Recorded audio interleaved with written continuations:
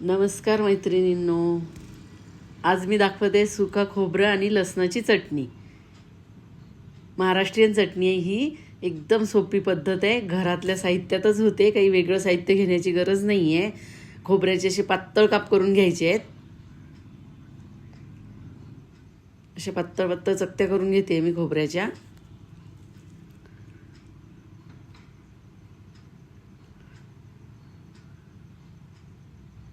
तुम्ही खिसून पण घेऊ शकता किंवा मग अशा पातळ चकत्या पण कापून घेऊ शकता. खिसायला जरा वेळ लागतो, चकत्या इझिली निघतात, त्यामुळे चकत्या करून घेतल्या तरी चालतात. अशा चकत्या मी करून घेतल्या आहेत. 4 लसणाची गाठी घेतलेत मी. त्याला पण साफ करून घ्यायचं आहे व्यवस्थित. त्याची सालं काढण्याची गरज नाही आहे. गावरान लसण आहे हा. याची साल खूप पातळ असते आणि ती अगदी इझिली बारीकही होते आणि चवदार पण लागते. काढण्याची गरज नाही आहे. आणि याला एका पॅनमध्ये घालून घ्यायचं आहे आणि कमी गॅसवरती याला हलकंसं असं भाजून घ्यायचं आहे. खूप जास्त याचा कलर बदलू द्यायचा नाही आहे.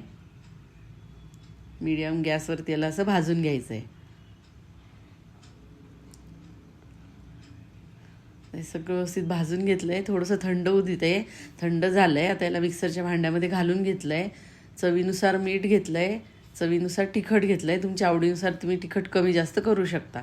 आणि याला असं जाडसर मिक्सरमधनं वाटून घेतलं आहे. खूप बारीक नाही करायचं आहे, असं जाडसर ठेवायचं आहे, म्हणजे तोंडामध्ये लसण आणि खोबरं दोघांची पण चव लागते. त्यामुळे थोडंसं जाडसरच घ्यायचं आहे. बाउलमध्ये काढून घेते. भाकरीसोबत चपातीसोबत तुम्ही खाऊ शकता. धन्यवाद.